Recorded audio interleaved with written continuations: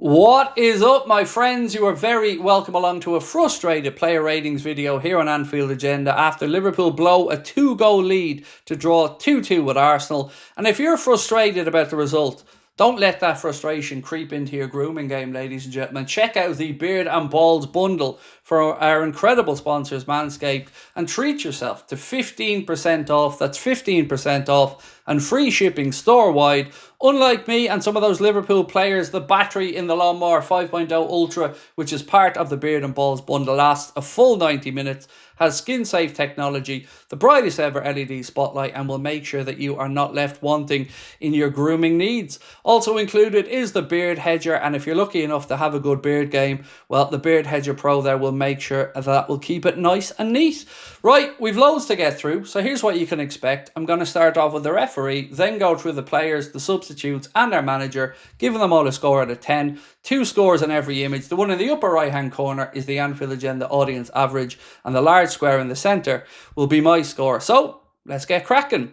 Right, we're going to start off with Anthony Taylor, and look, I don't really think too much of his performance today. It felt like our players were getting fouls for everything. Every time an Arsenal player fell to ground, Anthony Taylor was awarding free kicks. Bradley picks up a yellow card, but Arsenal players with 4 and 5 fouls getting away with it until, of course, he rightly sent off Marino. So for me and Anthony Taylor, I'm going to give him a score of 4.5, and the Anfield Agenda audience have gone a little bit higher with a 5.2. Now, let me make one thing very clear. It is not because of Anthony Taylor that we let that lead slip today. That was because of our own ineptitude. Now moving on to Alisson Becker. I'm a bit confused with the second goal. It's almost like he over-jumped and confused himself as he touched it onto the post. I think he could have dealt with it a little bit better, in all honesty. There's no denying how great Alisson is, but I do think he could have done a little bit better with that one. With regards to the Martinelli header, I just don't understand how we gave him that much space, but that one isn't on Alisson. So my score for Alisson today is a 6, and the Anfield Agenda audience have gone a little bit higher there with a score for Ali of 6.6. Do let me know what you guys think in the comments, though. Move on now to Conor Bradley. Look, I think he was unlucky to get the yellow card.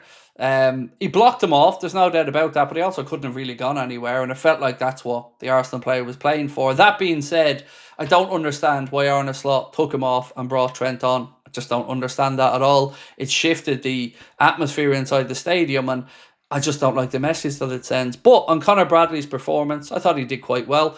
Obviously, our fullbacks were going to be up against it today, with Arsenal having some tremendous pace in those wide areas. So I'm going to give Conor Bradley a score of 7.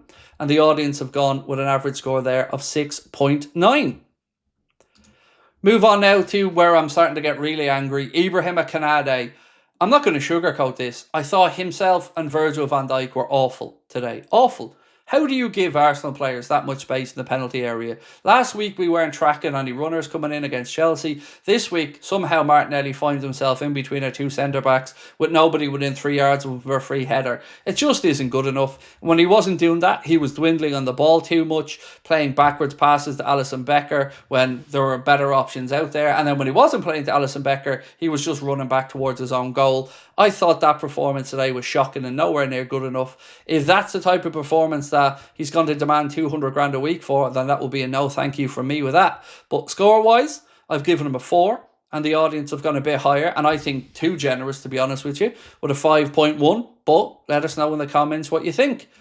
By the way, when he wasn't giving away silly fouls or not doing his job at one end of the pitch, it was also him that committed the foul at the opposite end of the pitch that didn't even let Andy Robertson's late potential winner go to VAR because he was adjudged to have fouled in the penalty area. Now, his partner in crime today was our captain, Virgil van Dijk.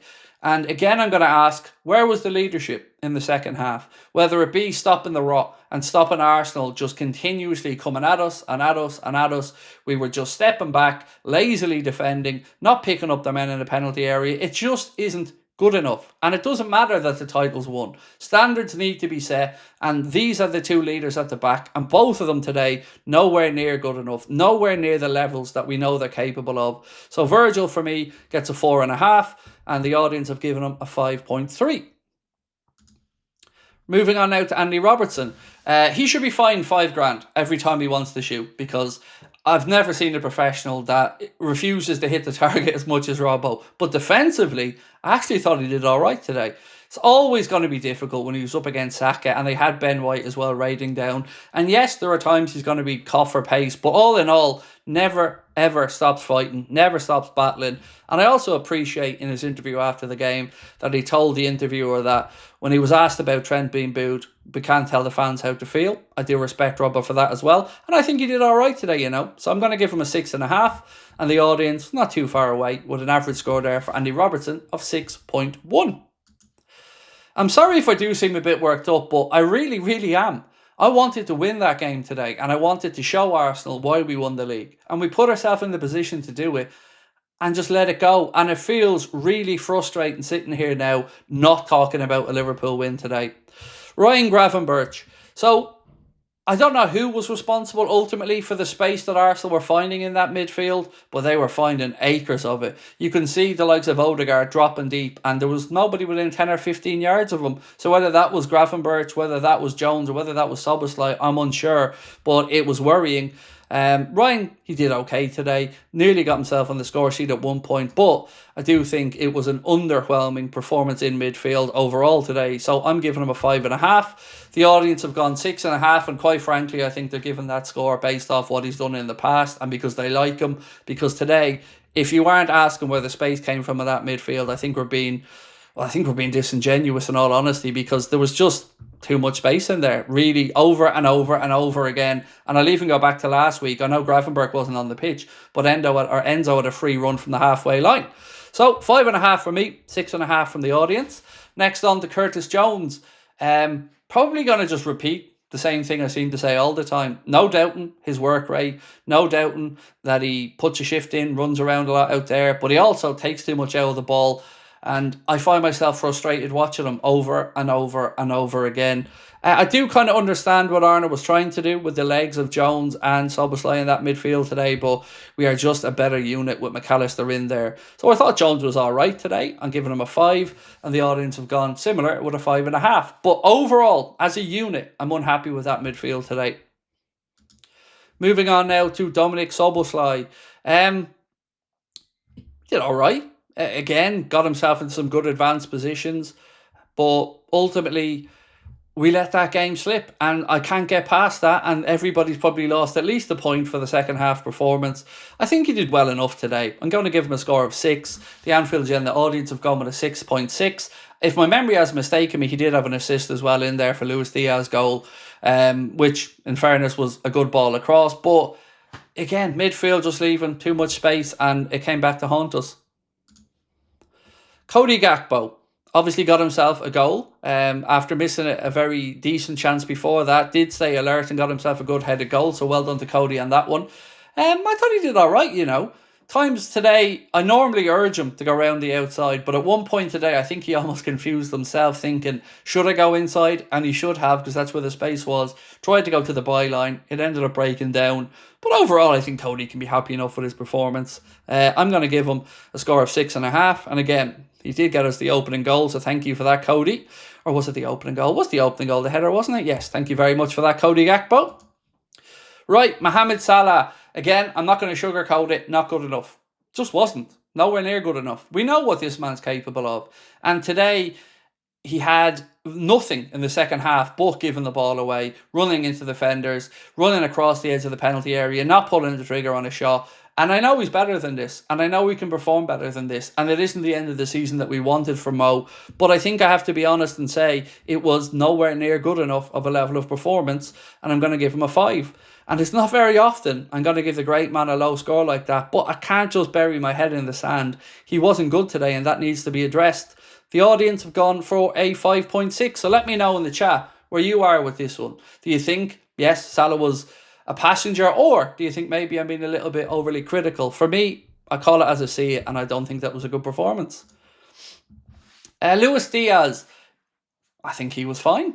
You know, I still think he's better on the left, but when you've got two centre forwards in Darwin and Jota who are, well, let's just say not very much in form, I think the manager had no choice but to put him through the centre. But I think we lose a bit from Lucho when we do that, so I'd prefer to see him on the left. But Put himself about today, got himself a good goal as well. Never going to be lacking for effort and work rate with Lucho. I'm going to give him a score today of 7, and the Anfield Agenda audience have gone for a score of 7.3. And again, should he have stayed on the pitch and Mohamed Salah been substituted? I think you could make a good case for it. Next up, Trent Alexander-Arnold. I'm going to just concentrate on the pitch part because enough's been spoken about the rest. Look, I don't know what the thought process was bringing him on. Was it, to save Bradley's legs? Was it to try and change the game or the flow of the game? He did put in a very good ball near the end that Diogo Jota and Darwin were close to. Had a free kick that, he took a shot with and was a yard and a bit wide. But overall, at that point, we were 2-1 up. He did play the man on for Arsenal's goal, but I certainly don't think it was a defensive fault of Trent. It was just a close line and Trent happened to be the last one. I thought he was all right, in all honesty. I'd rather he wasn't on the pitch, but I thought he was all right. So I'm going to give him a 5.5. And the audience, seemingly feeling a little bit different, have gone for a 4.2. Moving on now to him. I don't even want to say his name anymore. That's how done with him I am. Apparently he can't even look across a line. He was born offside, and I don't know what else to say. I'm at my wit's end watching him. I'm absolutely lost as to why he even gets time on the pitch anymore, and I'm still disgusted at him accusing the club and the manager of not playing him over money and over a £5 million payment, which was frankly ludicrous, and that should have been his last time putting on a Liverpool shirt for me. The sooner the better the door hits this lad on the way out, because I'm fed up of him. 3.5 for me, and a 3.3 from the audience, and that hopefully is the last time we see that man in a Liverpool shirt, because that accusation towards the club to me is unacceptable, and it is, I'm looking really angry about it. I can't mess around. I'm very, very angry about it. This man, Alexis McAllister, probably expected to start by all of us, right? I know I certainly expected him to start. I don't know if Arnold wanted the legs maybe of Jones and Szoboszlai in the midfield, but I think we're a better unit when McAllister's there. Did get introduced in the second half, but look, the damage was done at that point in the game, and Arsenal had a stranglehold on us until they went down to 10 men. Going to give Maka the average 6 for coming off the bench that most players get unless they do something wrong, but what a player. And for me, decent shout to be the next vice-captain. Moving on now to Diogo Jota. Look, I don't know what's happened with Diogo Jota, but all of the calmness and poaching instincts seem to have disappeared. He did have a shot on his left foot that he tried, dragged a little bit wide. Was, as I mentioned a moment ago with Trent, was a little bit behind that. But he just looks like he's not the same player he once was. I don't know if it's age, because he's not really that old. I don't know if it's injuries. I don't know if he's carrying a niggle. But I do know that for me, he would be one I would move on this summer. We do need to be ruthless, and I would sell both himself and Darwin. Today for Diogo, I'm giving him a 4.5. And the audience, well, they're pretty much similar with me. They're going for a 4.4. Next up, Harvey Elliott. So the kindest I can be for a player that I really do like is that if that was, again, a chance to impress the manager and try to save your future at Liverpool Football Club, I don't think he really done that when he came on. Did get himself into a decent shooting position once, put it 3 yards high and wide. And I think all of the players that were given a chance today to prove the manager wrong or to, fight for their futures didn't do it. And Elliot was one of them. I know he wasn't given all that long on the pitch, but when he was on there, I don't think he's going to change the manager's mind with that one. So 5 for me for Harvey and a 5.2 from the audience. And lastly, Ernest. I don't know what was said in the dressing room at half-time. I don't know what was said in the Arsenal dressing room at half-time. But I do know that the attitude in that second half was unacceptable. And we dropped deeper and deeper, lost our regression. And this, if anything, should show him the players that he can't depend on anymore. I also don't like some of the decision-making. I don't like the fact that Trent was even on the bench, if I'm being brutally honest. I don't like the fact that Darwin Núñez got minutes. I don't know why. How was that fair?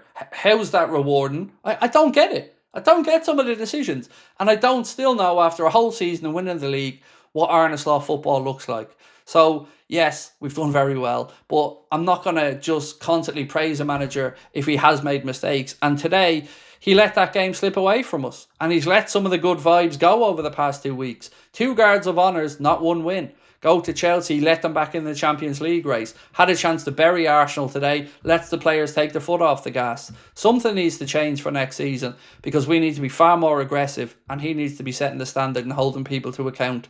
So for me, a 5.5 for Ernest today, and the audience have gone for a 4.9. So that is the Anfield Agenda player ratings, folks. We will be back tonight at 9 o'clock for the late night agenda, where we'll be talking through Julian Alvarez, we'll be talking through Frimpong and lots more. Hope to see you for that one. Hope you're not as frustrated as I'm currently feeling, but that performance really has wound me up. I'll chat to you guys soon. Much love. Bye-bye.